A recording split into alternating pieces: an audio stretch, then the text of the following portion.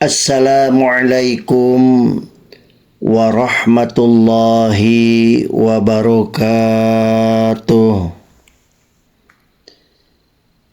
Innal hamdalillahi nahmaduhu wa nasta'inuhu wa nastaghfiruh wa na'udzu billahi min syururi anfusina wa sayyiati a'malina. Man yahdihillahu fala mudilla lah wa man yudlil fala hadiyalah. Asyhadu an la ilaha illallah wa asyhadu anna Muhammadan abduhu wa rasuluh. Allahumma salli ala sayyidina Muhammad wa ala ali sayyidina Muhammad kama sallaita ala Ibrahim wa ala ali Ibrahim innaka Hamidum Majid. Wa barik ala sayyidina Muhammad wa ala ali Muhammad kama barakta ala Ibrahim wa ala ali Ibrahim innaka Hamidum Majid. Amma ba'du. Bismillahirrahmanirrahim. Rabbi syrah li sadri wa yassir li amri wahlul 'uqdatam min lisani yafqahu qawli. Saudara-saudara kaum muslimin wal muslimat rahimakumullah.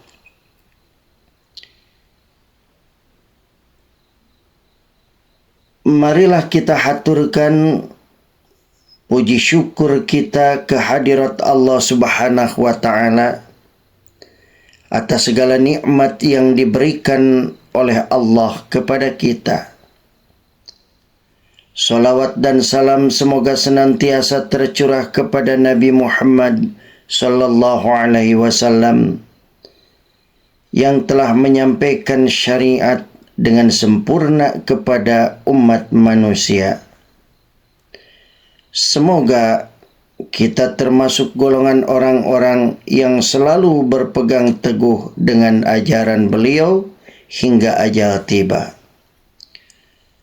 Saudara-saudara kaum muslimin wal muslimat rahimakumullah. Dalam surat Al-Baqarah ayat 208, Allah memerintahkan kepada orang-orang beriman untuk masuk Islam secara kafah. Hei orang-orang yang beriman, masuklah kamu ke dalam Islam keseluruhan. Ayat ini mengindikasikan tentang keharusan mengisi hidup hanya untuk ibadah. Juga tentang larangan mencampur adukan yang benar dengan yang salah. Sayangnya, tidak semua orang yang mengaku dirinya beriman lantas menerima seluruh totalitas syariat secara integral. Bukan karena tidak mampu, tapi karena mereka memiliki pilihan lain. Mereka hanya mengambil sebagian, lalu membuang sebagian yang lain. Fenomena inilah yang disebut dengan ibadah di tepian ataupun ibadah yang tidak tetap. Mujahid dan Qatadah berkata ketika menafsirkan firman Allah Subhanahu wa Ta'ala, wa minan nasi may ya'budullaha ala harfin fa in asabahu khairun itma'anna bih wa in asabathu fitnatun inqalaba ala wajhi khasirad dunya wal akhirah dzalika huwal khusranul mubin. Dan di antara manusia ada orang yang menyembah Allah dengan berada di tepi. Maka jika ia memperoleh kebajikan, tetaplah ia dalam keadaan itu. Dan jika ia ditimpa oleh suatu bencana, berbaliklah ia ke belakang. rugilah ia di dunia dan di akhirat. Yang demikian itu adalah kerugian yang nyata. Al-Quran surat Al-Hajj ayat 11. Maksud ala harfin adalah di atas keraguan. Ulama yang lain berkata maksud berada di tepian, yakni masuk agama di tepian.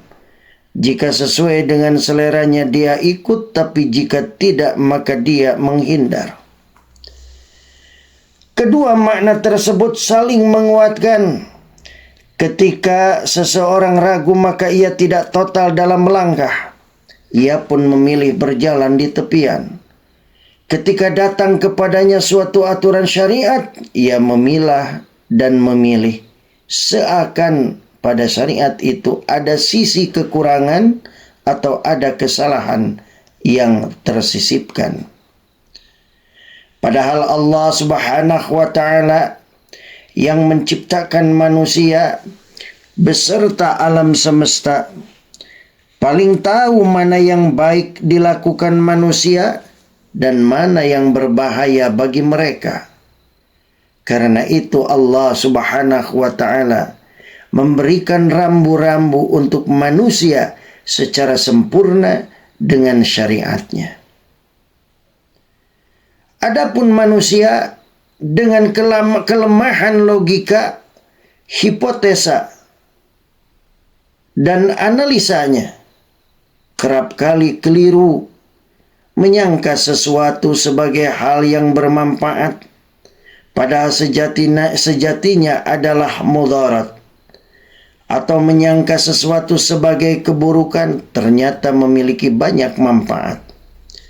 Allah Subhanahu wa ta'ala berfirman di dalam Al-Quran, wa asa an takrahu syai'an wa huwa khairul lakum wa asa an tuhibbu syai'an wa huwa syarrul lakum wallahu ya'lamu wa antum la ta'lamun. Boleh jadi kamu membenci sesuatu padahal ia amat baik bagimu, dan boleh jadi pula kamu menyukai sesuatu padahal ia amat buruk bagimu. Allah Subhanahu wa ta'ala mengetahui sedang kamu tidak mengetahui. Al-Quran surat Al-Baqarah ayat 216. Adapun contoh ibadah di tepian adalah orang yang tetap melestarikan kesyirikan dan dosa demi menjaga kelestarian adat leluhurnya. Kaum yang disindir oleh Allah Subhanahu wa ta'ala dalam Al-Quran, wa idza qila lahum ittabi'u ma anzalallahu qalu bal nattabi'u ma alfayna alaihi aba'ana awalau kana aba'uhum la ya'qiluna syai'aw wa la yahtadun. Dan apabila dikatakan kepada mereka, ikutilah apa yang telah diturunkan Allah, mereka menjawab, tidak, tetapi kami hanya mengikuti apa yang telah kami dapati dari perbuatan nenek moyang kami. Al-Quran surat Al-Baqarah ayat 170. Dia menjalankan sebagian aturan syariat tapi juga mengambil kebiasaan nenek moyang. Meskipun kebiasaan tersebut bertentangan dengan syariat atau bahkan tradisi syirik yang menyebabkan hapusnya seluruh amalan. Sebagian lagi beribadah di pinggiran karena orientasinya hanya dunia semata. Apa yang menurutnya menguntungkan bagi dunianya, dia akan memakainya. Sementara aturan syariat yang menurutnya merugikan dunianya atau mengandung resiko, ia tidak mau memakainya. Ketika dia merasa diuntungkan secara materi karena agama, dia mengatakan Islam memang bagus. Tapi ketika yang dialaminya sebaliknya, tidak menguntungkan, dia berkata agama ini memang buruk. Keuntungan tersebut bisa berupa harta, jabatan, atau sanjungan. Kerugian yang dimaksud juga hanya diukur dari situ. Sampel dari fenomena seperti ini banyak sekali.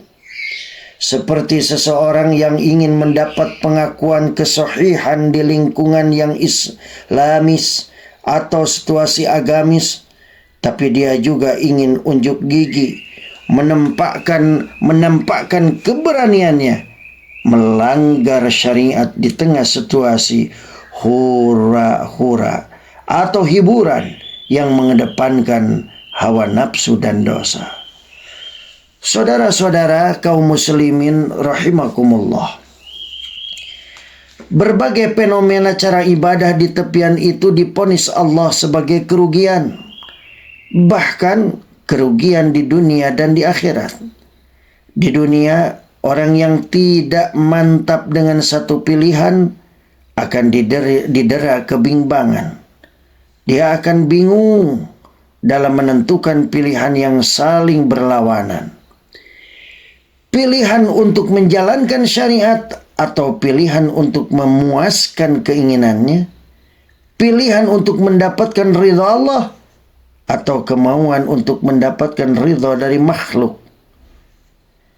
Keadaannya seperti yang digambarkan oleh Allah Subhanahu wa ta'ala dalam Al-Quran. Daraballahu mathalan rajulan fihi syuraka mutasyakisun wa rajulan salaman la rajulin hal yastawiyani masala. Allah membuat perumpamaan, yaitu seorang laki-laki budak yang dimiliki oleh beberapa orang yang berserikat yang dalam perselisihan, dan seorang budak yang menjadi milik penuh dari seorang laki-laki saja. Adakah kedua budak itu sama halnya?